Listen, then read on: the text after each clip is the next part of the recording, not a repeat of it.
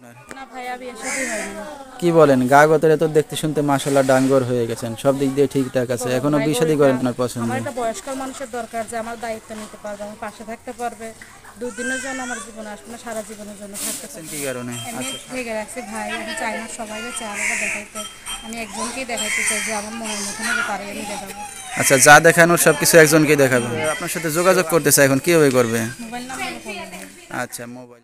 সুপ্রিয় দর্শক শ্রোতা, দেশ এবং দেশের বাইরে থেকে যে যেখান থেকে এই মুহূর্তে আমাদের এই অনুষ্ঠানটি দেখছেন, সবাইকে প্রীতি ও শুভেচ্ছা জানিয়ে আমাদের আজকের অনুষ্ঠানটি শুরু করব।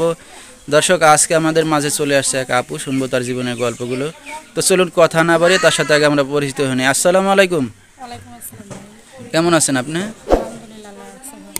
ভালো রাখছে আলহামদুলিল্লাহ। আপনার নামটা যদি বলতেন? আমার নাম ফারজানা আক্তার। ফারজানা আক্তার, সুন্দর মিষ্টি একটি নাম। দর্শক, শুনবো ফারজানা আক্তারের জীবনের গল্পগুলো। ফারজানার সাথে আপনারা সরাসরি যোগাযোগ করতে পারবেন, ফুল ভিডিওটি দেখলে মোবাইল নাম্বার পেয়ে যাবেন, সরাসরি যোগাযোগ করতে পারবেন। ফারজানার দেশের বাড়ি কোথায় আপনার? আমার দেশের বাড়ি হচ্ছে কুমিল্লা। কুমিল্লা। কোম্পানিগঞ্জে। কুমিল্লা কোম্পানিগঞ্জ।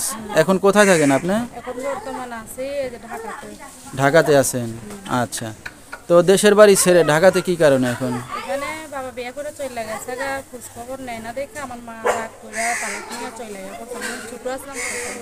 আচ্ছা, আপনার ফ্যামিলিতে বর্তমানে কে কে আছে? মা আছে আর আমি আর ছোট একটা ভাই আছে। আচ্ছা, দুইটা ভাই বোন আর আপনার মা। আচ্ছা, মা কি করে এখন? মা কিছু করে না, এখন বয়স্ক মানুষ তো, আমি নিজে কাজ করতাম। আচ্ছা আচ্ছা সেলাই মেশিনের দর্জি কাজ করতাম, এখন আর করি না। আচ্ছা। এটা নষ্ট হয়ে গেছে গাছগুলো, 2-1 মাস ধরে কাজ কাম করি না। কি বলেন, এই ঢাকা শহরে এখন কাজবাজ ছাড়া থাকলে হবে? কোনো একটা তো কাজবাজ করতেই হবে। ভাড়া নিয়ে আমাকে অনেক কথা বলে, তারপরে হয়েছে খাওয়া দাওয়া নিয়ে অনেক কষ্ট আছে, দোকান বাড়ি করে খাইতেছি, মানুষকে না খাইয়া থাকে, আল্লাহ ভাবে না এখানে কষ্ট করে চালাই।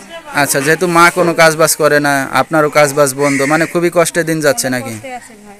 আচ্ছা, দেশের বাড়িতে যান না আপনারা? দেশের বাড়িতে যাবো কার আছে ভাই, বাবা বিয়ে করে না খোঁজ খবর না, আমি তাই না যাওয়া করি না নানির বাসায়, এখন এখানেই থাকি। তো বাবার বাড়িতে আপনারা কোনো জায়গা জমি বা সম্পত্তি পান নাই কিছু? থাকলে কি হবে ভাই, ওইটা দাবি করিনি, বাবা যদি খোঁজ খবরই না রাখে আর জায়গা সম্পদ দিয়ে কি করবো। আচ্ছা আচ্ছা আচ্ছা, মানে খুবই কষ্টের একটা জীবন পার করতেছেন তাহলে। তো দর্শক, আমাদের সাথেই থাকুন, শুনতে থাকুন ফারজানার জীবনের গল্পগুলা। যেহেতু বাবা নেই, মাকে নিয়ে অনেক কষ্টেই জীবন পার করতেছে, তার মাও কোনো কাজবাজ করতেছে না, সেও এখন কোনো কাজবাজ করতেছে না, তাহলে ফ্যামিলিটা কীভাবে চলবে? খুবই কষ্টের করুণ কাহিনী। তো ফারজানা, লেখাপড়া কত দূর করছেন আপনি? লেখাপড়া আল্লাহ করেনি, অভিজ্ঞতা সবকিছুই জানা আছে। আচ্ছা, মানে অভিজ্ঞতা আছে, মাশাআল্লাহ, ঠিক আছে। তো বিয়ে শাদী হয়েছে কিনা আপনার? না ভাইয়া বিয়ে শাদী হয়নি। কি বলেন, গা গতরে তো দেখতে শুনতে মাশাআল্লাহ ডাঙ্গর হয়ে গেছেন, সব দিক দিয়ে ঠিকঠাক আছে, এখনো বিয়ে শাদী করেন নাই কেন? ভালোভাবে রাখে, বিয়ে শাদী হয়নি, মনে মনে যদি একটা মানুষ পায়, বয়স্ক মানুষ যে আমার দুঃখ কষ্ট বলতে পারবে, যে আমার পাশে থাকতে পারবে, যে বলবে ফারজান আমি তোমার পাশে আছি, তাকে আমি আপন করে নেব। তো এরকম কেউ এখন আপন করে চায় নাই? অনেক মানুষই তো ভাই প্রস্তাব দেয়, আমি রাজি হই না কেন? কেন? এই মনের মতন হয় না ভাই। আচ্ছা, আপনার মনের মতো কেমন হইলে হয় আপনার পছন্দ? আমার একটা বয়স্ক মানুষের দরকার যে আমার দায়িত্ব নিতে পারবে, আমার পাশে থাকতে পারবে, দুদিনের জন্য আমার জীবনে আসবে না, সারা জীবনের জন্য থাকতে পারবে। আচ্ছা, সারা জীবনের জন্য চাচ্ছেন, 2-1 দিনের জন্য না? কারণ মেয়েরা বিয়ে করলে তো একটা স্বামীকে সারা জীবন পাশেই চায় নাকি? রেগুলার তো আর বিয়ে শাদী করবে না। আমি চাই না আমার মার জীবনে কষ্ট হয়েছে, আমার জীবনে কষ্ট হয়। আচ্ছা আচ্ছা, তো এত সুন্দর মুখটা ঢেকে রাখছেন কি কারণে? আমি ঢেকে রাখছি ভাই, আমি চাই না সবাইকে চেহারাটা দেখাইতে, আমি একজনকেই দেখাইতে চাই যে আমার মনের মতন হবে তারে আমি দেখাবো। আচ্ছা, যা দেখানোর সব কিছু একজনকেই দেখাবেন। তো আপনি হাঁটাচলা ঠিক মতো করতে পারেন? করতে তো পারি ভাই। আচ্ছা, একটু হাইটা দেখেন দর্শকদের। আচ্ছা, তো দর্শক দেখেন, ফারজানা আসলে হাঁটতে চলতে খুবই সুন্দর একটা মেয়ে।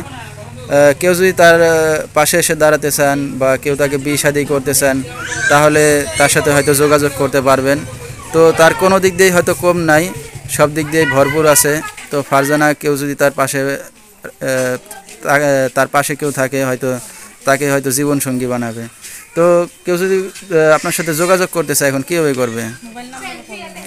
আচ্ছা, মোবাইল নাম্বারে, ঠিক আছে। তো কোনো দর্শক ভাই এখন যোগাযোগ করতে চাইলে মোবাইলের নাম্বারে করবে।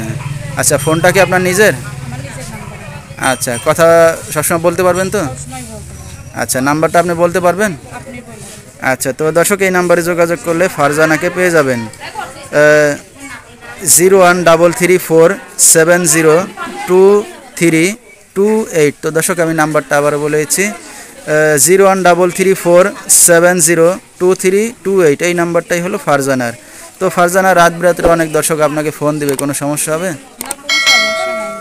আচ্ছা, তো আমরা অনুষ্ঠানের একবারে শেষ পর্যায়ে কিছু বলার আছে? আমার বলার আছে যে ফোন দিলে খারাপ কথা বলবেন না, আর যে আমার পাশে থাকতে পারবেন এরকম মানুষের ফোন দিয়ে যে আমাকে বুঝতে পারবেন, আমার কষ্ট দুঃখ শুনে যদি আপনাদের মায়া লেগে থাকে তা আপনারা পাশে থাকবেন, আর যদি পাশে না থাকেন অযথা ফোন দেওয়া খারাপ ভালো কথা বলে লাভ নেই। আচ্ছা, তো দর্শক আজকের মতো এখানেই শেষ করব। সবাই ভালো থাকবেন, সুস্থ থাকবেন, আমাদের সাথে থাকবেন। আসসালামু আলাইকুম।